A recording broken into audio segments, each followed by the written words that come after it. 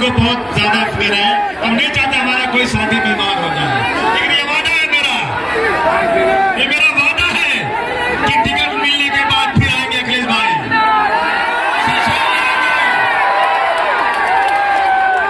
और ये शान हिंद मेरी उम्मीदवार है समाजवादी पार्टी की।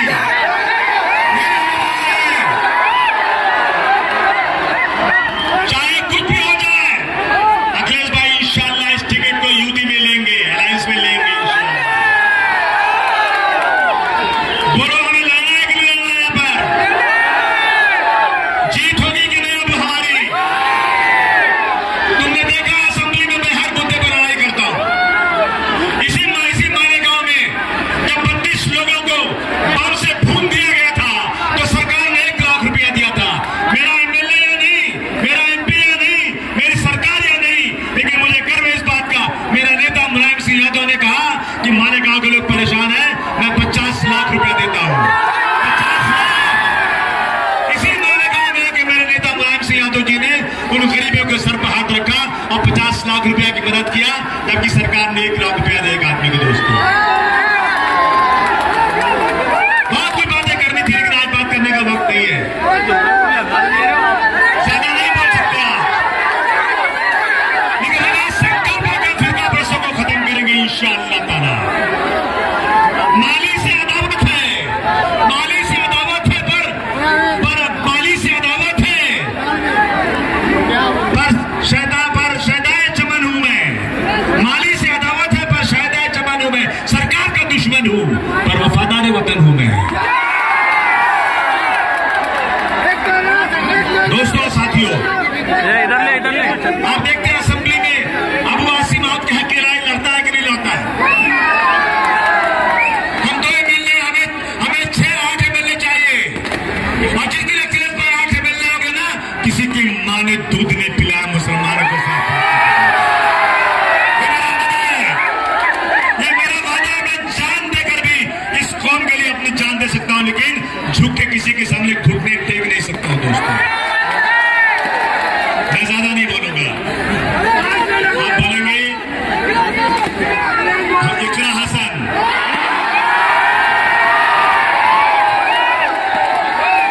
हमारे उम्मीदवार शान हिंद के लिए, शान हिंद की शान, शान हिंद के लिए तालियां बनाओ। साथियों, आज इतनी बारिश के बाद भी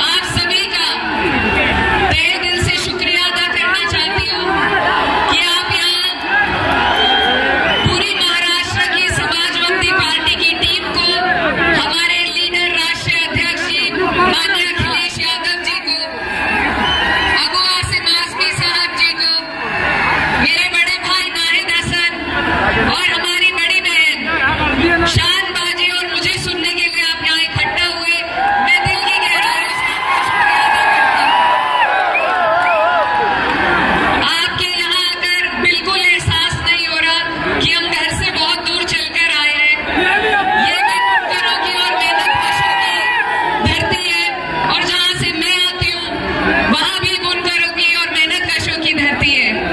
तो आपका ये जो अपनापन है, ये मुझे पूरा महसूस हो रहा है। और मैं यही कहना चाहती हूँ कि सिर्फ समाजवादी पार्टी वो पार्टी है जो हमेशा मेहनतकशों की लड़ाई लड़ती है। हमारे राष्ट्रीय अध्यक्ष जी, माननीय नेताजी, हमारे राष्ट्रीय अध्यक्ष जी, स्वर्गीय नेताजी हमेशा गरीबों की, वंचितों की, मुसलमानों की, पिछड़ों की लड़ाई लड़ते आए हैं। और इस मुहिम को महाराष्ट्र में भी जिंदा रखा है हमारी पार्टी की जिंदा दिल टीम ने, अबू आसिम साहब ने। और अब चुनाव का समय है, हम सब आज आपके बीच में आए हैं। आप जानते हैं कि कैसे लोग आज हमारे ऊपर बैठे हुए हैं, किस किस तरीके से हम पर जुल्म और सितम ढाए जा रहे हैं, हमसे हमारे सारे हक और अधिकार छीनने की कोशिश हो रही है। एक बहुत बड़ा गठबंधन आपके लिए बनाया गया है जो यहाँ पर चुनाव लड़ने जा रहा है। लेकिन मैं अपनी पार्टी के लिए आपको कहने आई हूँ कि हमारी पार्टी आपको सशक्त करने के लिए, आपकी मजबूती के लिए, जिस तरीके से यूपी में जद्दोजहद कर रही है, उससे ज्यादा मजबूती से हम आपके बीच में महाराष्ट्र में मेहनत करने का काम करेंगे। तो मेरी बस आप सबसे यही अपील है कि ये जो वक्त है, ये जो सांप्रदायिक ताकतें हैं, ये हम पे तरह तरह के जुल्म करके हमें बांटना चाहती है। लेकिन हमारे आदरणीय नेताजी, हमारे राष्ट्रीय अध्यक्ष जी ने पीडीए का नारा उत्तर प्रदेश में दिया और आपने उसका परिणाम लोकसभा के चुनाव में देखा। इस सरकार के गुरूर को तोड़ने में सबसे अहम भूमिका अगर किसी ने निभाई है तो समाजवादियों ने निभाई है, हमारे राष्ट्रीय अध्यक्ष जी ने निभाई है। अब उसी मुहिम को आप लोगों को इसी जोश और जज्बे के साथ आगे लेकर के चलना है। आप अच्छी तरीके से जानते हैं किस तरीके से नफरत फैलाने की कोशिश चुनाव से ठीक पहले आपके प्रदेश में की गई, उत्तर प्रदेश में की जा रही है। किस तरीके से वक्फ बिल ला करके हमसे हमारे अधिकार, हमसे हमारे हक छीनने की कोशिश की जा रही है। टावर से नीचे उतर जाओ, टावर से नीचे। तो ये जो चुनाव है, ये बहुत अहम चुनाव है। इस लड़ाई को हमें बहुत मजबूती से, बहुत संजीदगी से लड़ना है। मैं ज्यादा वक्त नहीं लेते हुए बस ये कहना चाहती हूँ कि मेरी जो बड़ी बहन है यहाँ पर, आपकी जो होने वाली प्रत्याशी है इंशाल्लाह, उनकी जिस हालात में शुरुआत हो रही है, उन्हीं हालातों में कुछ मेरी भी शुरुआत हुई थी। और आप ही जैसे भाइयों ने, बड़े बुजुर्गों ने मुझे आशीर्वाद और प्यार दिया था और मैं आपकी बहन जीत कर आई थी। मेरी आप सबसे गुजारिश है, अपना होने के नाते मैं आपसे ये गुजारिश करना चाहती हूँ कि जिस तरीके से कैराना वालों ने मुझे जिताया, आपसे मेरी ये गुजारिश है कि मालेगांव वालों, आप मेरी बड़ी बहन को यहाँ से जिता करके भेजिए। हम सब मिलकर आपके लिए लड़ाई लड़ेंगे, आपके लिए इसी तरीके से कंधे से कंधा मिलाकर, चाहे बारिश हो, तूफान हो, आपकी लड़ाई लड़ने का काम करेंगे। और अंत में सिर्फ ये कहना चाहती हूँ कि ये चुनाव सिर्फ चुनाव नहीं है, ये हमारे उसूलों की लड़ाई है। और उसूलों पर बात आए तो टकराना जरूरी है, जिंदा हो तो जिंदा नजर आना जरूरी है। बच्चे नीचे उतर जाए टावर के ऊपर से। टावर अखिलेश यादव, समाजवादी पार्टी, अबू आसिम साहब, माननीय राष्ट्रीय अध्यक्ष जी, टावर के ऊपर से आप पहले नीचे उतरेंगे, फिर आए हुए सभी बुजुर्ग नौजवानों का मैं बहुत बहुत धन्यवाद और आभार प्रकट करना चाहता हूँ। इतना आंधी तूफान आने के बाद भी जहाँ आसमान में हम लोगों ने बिजली चमकते हुए देखा, उसके बावजूद भी कोई हटा नहीं, न कोई गया। मैं एक मालेगांव के तमाम साथियों का बहुत बहुत धन्यवाद और आभार प्रकट करना चाहता हूँ। जब मैं आपके बीच में आया हूँ तो आंधी तूफान भी साथ ही साथ आ गया। और मैं ये सोच नहीं पा रहा हूँ कि आंधी तूफान ये हम लोगों को रोकने के लिए आया था कि आप लोगों के आने की वजह से ही आंधी तूफान आ गया। हमारी पार्टी के अध्यक्ष आदरणीय अबू आज़म आजमी साहब, यहाँ से समाजवादी पार्टी के प्रत्याशी शाहीन हिंद जी, हमारे साथ लोकसभा में सांसद एकड़ हसन जी, विधायक नाहिद हसन जी, समाजवादी पार्टी के हमारे विधायक रईस भाई, संचालन कर रहे फहद, रियाज भाई और बहुत सारे लोग जो मंच पर उपस्थित हैं। मैं किसी का नाम नहीं ले पा रहा हूं। हमारे सभी समाजवादी साथी, इस चुनावी जनसभा में आए हुए सभी हमारे आदरणीय बुजुर्ग, नौजवान साथी और पत्रकार बंधुओं, आज जब चुनाव का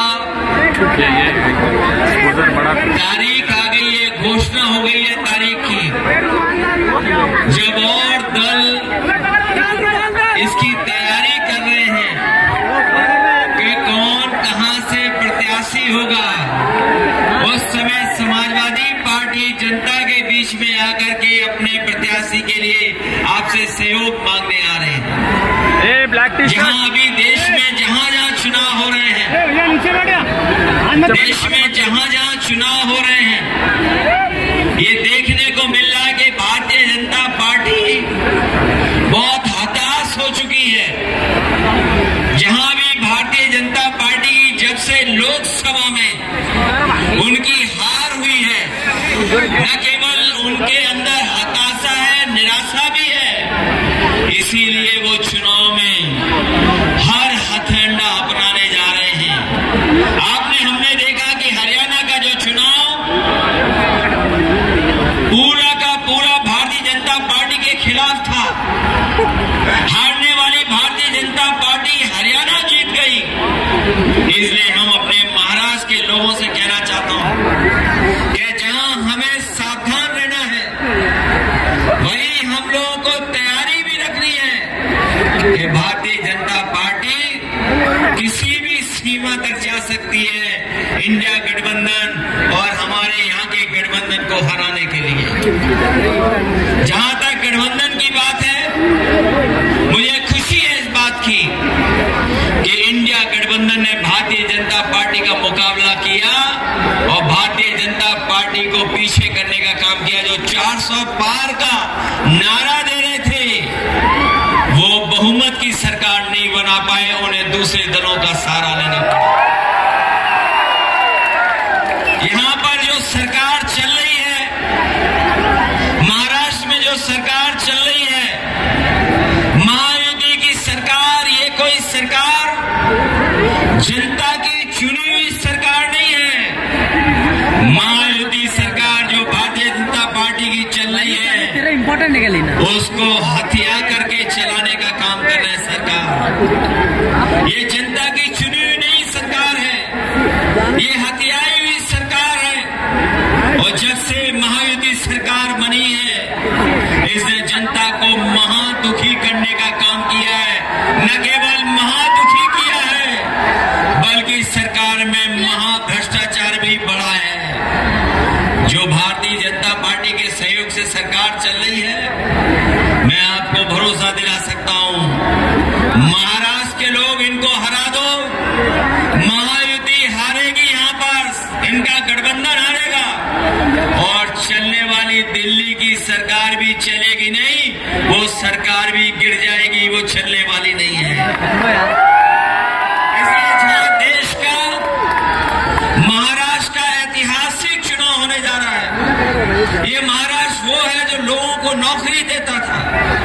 लोगों को रोजगार देता था। आज महाराष्ट्र से ही कारखाने उद्योग छीने जा रहे हैं और यहाँ भी बेरोजगारी नौकरी के लिए भटक रहे लोग। और जो कारोबार उद्योग चल भी रहा था वो आज चल नहीं पा रहा है, बंद हो रहा है। मैं जानता हूँ यहाँ बहुत सारे हमारे बुनकर भाई हैं, गरीब हैं, मजदूर हैं, जिनकी अगर मदद हुई होती तो आज जो लोग इतना दूर चल करके आए इनके घर परिवार में खुशहाली आ जाती। लेकिन इन्होंने बुनकरों को बर्बाद करने का काम किया है। मैं अपने तमाम बुनकर भाइयों को कहना चाहता हूं, जब भी समाजवादी लोग सरकार में आएंगे, दिल्ली में तो आवाज उठाएंगे ही उठाएंगे, लेकिन महाराष्ट्र में जब ताकत मिल जाएगी तो विधानसभा में अबू आसिम आजमी और आपके विधायक आपके लिए लड़ करके आपको न्याय के साथ साथ आपके घर परिवार में खुशहाली लाने का आपके बीच आने से पहले बहुत सारे संगठन मुझे मिले हैं, बहुत सारे आपके बीच के बुद्धिजीवी, आपके बीच में कई संगठन चलाने वाले लोग मुझे मिले हैं।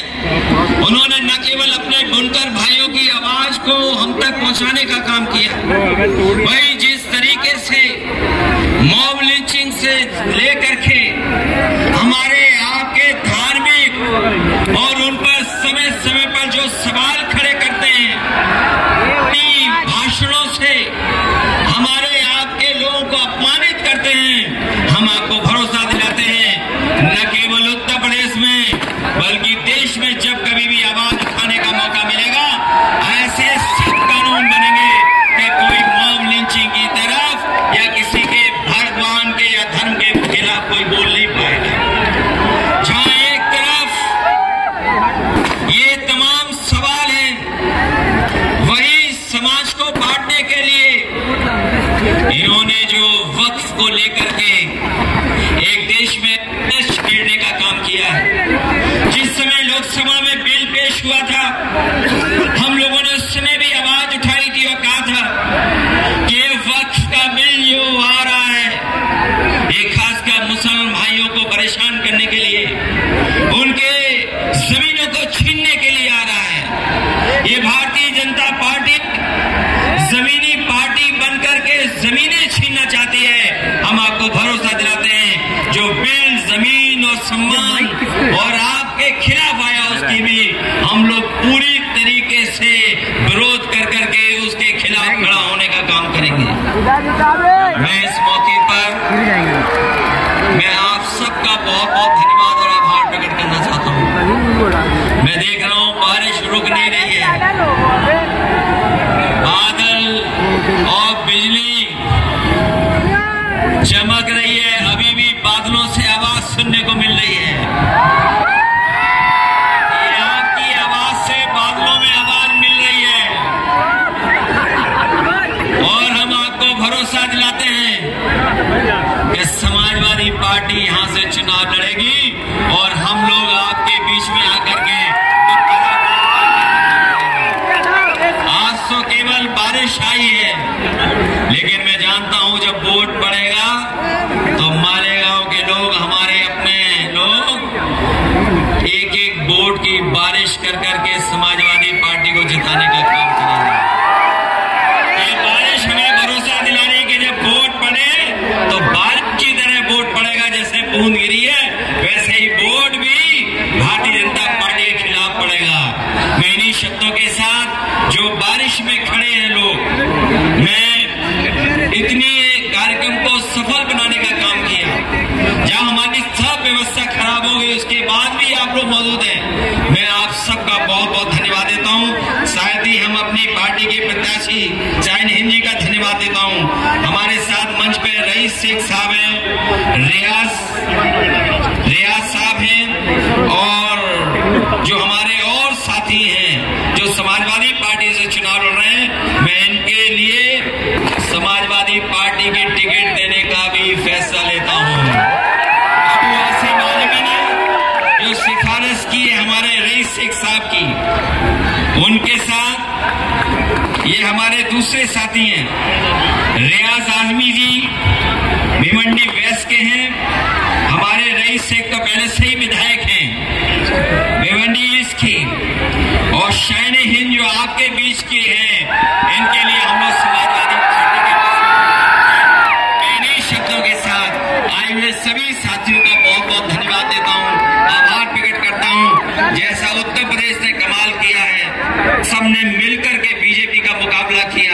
और ऐसी हार कभी बीजेपी ने सोची नहीं थी जो उत्तर प्रदेश की जनता ने उन्हें हराने का काम किया है।